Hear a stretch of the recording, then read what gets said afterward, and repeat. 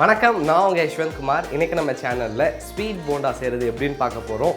இந்த ஸ்வீட் போண்டா இன்றைக்கி நான் பிளெயினாக தான் செஞ்சுருக்கேன். ஆனால் இதோடைய சுவை இன்னும் கூடுதலாக இருக்கணும் அப்படின்னா இதில் நீங்கள் இடித்த சோம்பு சேர்க்கலாம். ஒருவேளை சோம்புடைய மனம் உங்களுக்கு பிடிக்கல அப்படின்னா இதை நீங்கள் சுக்குத்தூள் கூட சேர்க்கலாம். சுவை ரொம்பவே பிரமாதமாக இருக்கும். இப்போ இந்த ரெசிபிக்கு தேவையான இன்க்ரீடியன்ஸ் அண்ட் இது எப்படி செய்கிறது அப்படின்றத பார்ப்போம். இனிப்பு போண்டா செய்கிறதுக்காக ஒரு பவுலில் 250 கிராம் அளவு மைதா மாவு சேர்த்துக்கிறேன். கூடவே 50 கிராம் அளவு அரிசி மாவு சேர்த்துக்கலாம். அதன் பிறகு அரை டீஸ்பூன் அளவு பேக்கிங் சோடா சேர்த்துக்கிறேன். நல்ல ஒரு மனம் கொடுக்கறதுக்காக அரை டீஸ்பூன் அளவு இடித்த ஏலக்காய் சேர்த்து ஒரு இன்க்ரீடியண்ட்டோட இன்னொரு இன்க்ரீடியன்ட் நல்லா கம்பைன் ஆகிற அளவுக்கு இதை நல்லா மிக்ஸ் பண்ணிக்கோங்க. அதன் பிறகு 200 கிராம் அளவு வெல்லத்தோட 150 ml அளவு தண்ணி சேர்த்து கரைத்து வச்சுருக்கேன். இந்த வெள்ளை தண்ணியை கொஞ்சம் கொஞ்சமாக சேர்த்து லம்ஸ் ஃபார்ம் ஆகாத மாதிரி நல்லா கிளறி விட்டுக்கோங்க. இந்த மாவுடைய பதம் தான் ரொம்ப முக்கியமான ஒரு விஷயம்.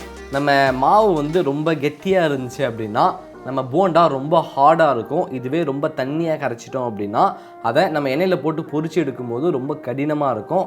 அதனால் இதை கரெக்டாக இந்த பதத்துக்கு ரெடி பண்ணிக்கோங்க. ஒருவேளை இதோட நல்லா கெட்டியாக இருந்துச்சு அப்படின்னா இன்னும் கொஞ்சம் தண்ணி சேர்த்து நல்லா கிளறி விட்டுக்கோங்க. இப்போ இதை நம்ம பொரிச்சிக்கலாம். அதுக்காக ஒரு பாத்திரத்தில் எண்ணெய் நல்லா சூடாக இருக்குது. இதில் அழகாக ஒரு ஸ்மால் லெமன் பால் சைஸுக்கு உருண்டை எடுத்து சேர்த்துக்கோங்க. நம்ம இந்த மாவை எண்ணெயில் ட்ராப் பண்ணும்போது எண்ணெயோடைய டெம்பரேச்சர் நல்லா மீடியம் ஃப்ளேம்லேயே வச்சுக்கோங்க. ட்ராப் பண்ண உடனடியாக இதோடைய டெம்பரேச்சர் லோ பண்ணிவிடுங்க.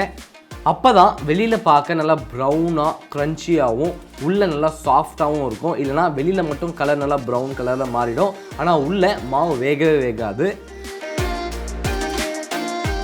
இந்த போண்டாவுடைய ஒரு பக்கம் நல்லா பொன்னிறமாக வந்ததன் பிறகு இதை மறுபக்கம் அப்படியே திருப்பி விடுங்க.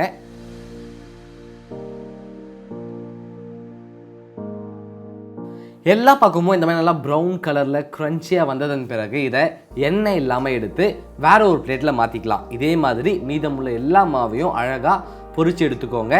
அவ்வளோதான், ரொம்ப ஈஸியான டேஸ்டியான போண்டா ரெடி ஆகிடுச்சு. இதை அழகாக ஒரு பிளேட்டில் அரேஞ்ச் பண்ணிக்கலாம்.